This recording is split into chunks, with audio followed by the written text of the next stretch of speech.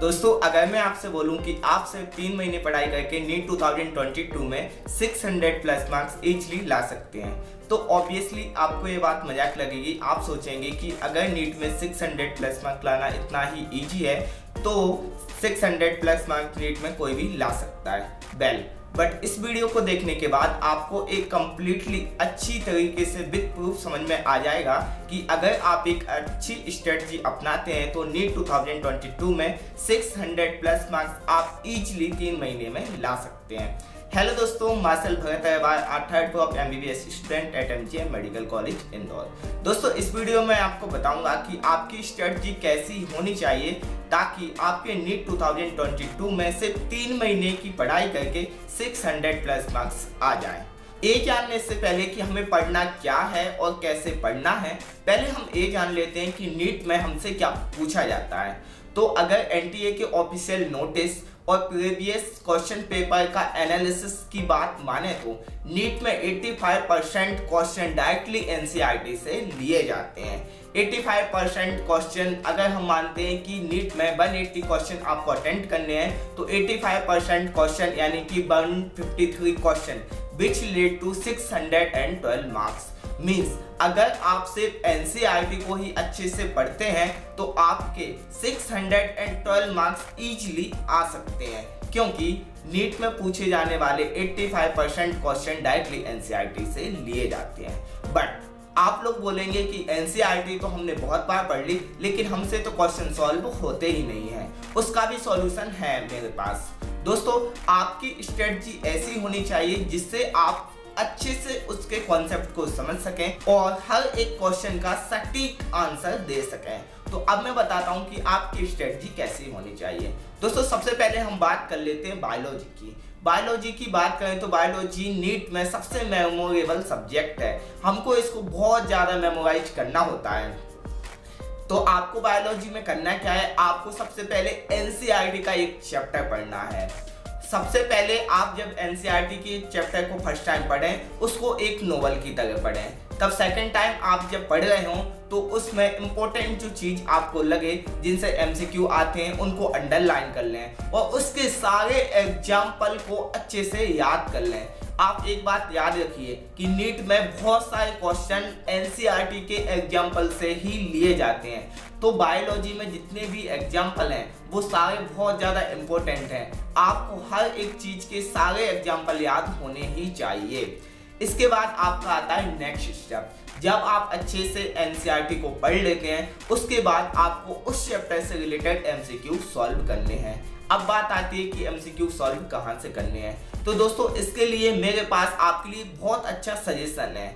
NCERT at your finger tip एक MTG publication की book आती है। उसमें जो MCQ दिए होते हैं वो सारे के सारे नीट के पैटर्न पर बेस्ड होते हैं और उनमें बहुत सारे MCQ नीट में डायरेक्टली पूछ लिए जाते हैं। NCERT at your finger tip book में हर एक चैप्टर के 100 से 120 MCQ दिए होते हैं। जब आप इनमें से 95% MCQ को करेक्टली मार्क करने लगे तो आप समझ जाइए कि आपने वो चैप्टर बहुत अच्छे से पढ़ लिया है और वो आपको बहुत दिनों तक याद होने वाला है। इसके बाद ही आप नेक्स्ट चैप्टर पर मूव ऑन कीजिए। अगर आपके इतने क्वेश्चन सही नहीं होते हैं तो आप देखिए कि कौन से टॉपिक से आपसे MCQ गलत हुए हैं, उस टॉपिक को दोबारा पढ़िए, उसमें जितने भी एग्जाम्पल हैं उनको अच्छे से याद करिए। जब आपका स्कोर 95% अबव हो जाए तभी आप नेक्स्ट चैप्टर पर मूव ऑन कीजिए। अब हम बात करते हैं केमिस्ट्री की। तो केमिस्ट्री काफी इंटरेस्टिंग है क्योंकि इसका कुछ पोर्शन तो बिल्कुल याद करने वाला होता है और कुछ पोर्शन लॉजिकल होता है जो न्यूमेरिकल बेस्ड भी होता है। तो आपका जो याद करने वाला पोर्शन है आपको उसको बार बार पढ़ना होगा और उसको कुछ कॉन्सेप्ट बना के याद करना होगा, और जो आपका न्यूमेरिकल वाला पोर्शन है उसमें आपको सारे फॉर्मूले याद करने होंगे। केमिस्ट्री में भी हमें सेम प्रोसेस अपनानी है जो कि हमने बायोलॉजी के लिए अपनाई थी। आपको एक चैप्टर को अच्छे से पढ़ना है। अगर उसमें कोई फॉर्मूला इन्वॉल्व हुआ है तो उसको अच्छे से समझना है, फिर उनसे रिलेटेड एमसीक्यू और न्यूमेरिकल सॉल्व करने हैं। जैसे ही आपका स्कोर 95% से ज़्यादा होने लगे तो आप नेक्स्ट चैप्टर पर मूव ऑन कर सकते हैं। लेकिन अगर आपका स्कोर 95 से कम है तो आप उन टॉपिक को देखिए जिनसे आपके एमसीक्यू गलत हो गए हैं और उनको दोबारा पढ़िए और उस टॉपिक को और ज़्यादा मजबूत कीजिए। केमिस्ट्री में भी एमसीक्यू सॉल्व करने के लिए आप एमटीजी पब्लिकेशन की NCERT at your finger tip recommend कर सकते हैं। Now let's talk about physics. दोस्तों फिजिक्स के लिए स्ट्रेटजी बिल्कुल अलग है, इसमें मैं आपको एनसीईआरटी बिल्कुल भी रिकमेंड नहीं करूंगा। फिजिक्स में आपको चाहिए कि आप एक चीज से रिलेटेड एक कॉन्सेप्ट बना सकें और उसको अपने एग्जाम में फॉर्मूले के साथ अप्लाई कर सकें। दोस्तों इसके लिए आपको किसी एक रेफरेंस की जरूरत पड़ेगी। मैंने अपने नीट प्रिपरेशन के टाइम पे एसएल अरोरा यूज की थी, आप वो भी यूज कर सकते हैं। इसकी लेटेस्ट एडिशन की लिंक मैं आपको डिस्क्रिप्शन में दे दूंगा। लेकिन अगर आपके पास एसएल अरोरा नहीं है, दूसरी कोई रेफरेंस है, नो मैटर, आप उसी का यूज कीजिए क्योंकि सब में नॉलेज तो सेम ही होती है, बस उनमें जो पढ़ाने या बताने का तरीका होता है वो डिफरेंट होता है। आपको करना क्या है, आपको एसएल अरोरा से हर एक कॉन्सेप्ट को अच्छे से समझना है, फिजिक्स के सारे फॉर्मूले को बाय हार्ट याद करना है और उससे रिलेटेड न्यूमेरिकल सॉल्व करने हैं। बट यहाँ पर आपको NCERT at your finger tip खरीदने की बिल्कुल भी जरूरत नहीं है। आपकी जो रेफरेंस है उसी के बैक पेजेस में बहुत सारे एमसीक्यू दिए होते हैं, आपको उन्हीं एमसीक्यू को बार बार सॉल्व करना है। और एनसीईआरटी में जो एग्जांपल्स होते हैं उनको भी आप एमसीक्यू की तरह ले सकते हैं और उनको सॉल्व करके अपनी स्किल बढ़ा सकते हैं। दोस्तों ये तो मैंने आपको बताया कि आपको पढ़ना क्या है, लेकिन अब मैं आपको बताता हूँ कि आपको पढ़ना कैसे है। दोस्तों आपको अपने ये 3 महीने अपनी स्टडी को पूरी तरह डेडिकेट करने ही होंगे।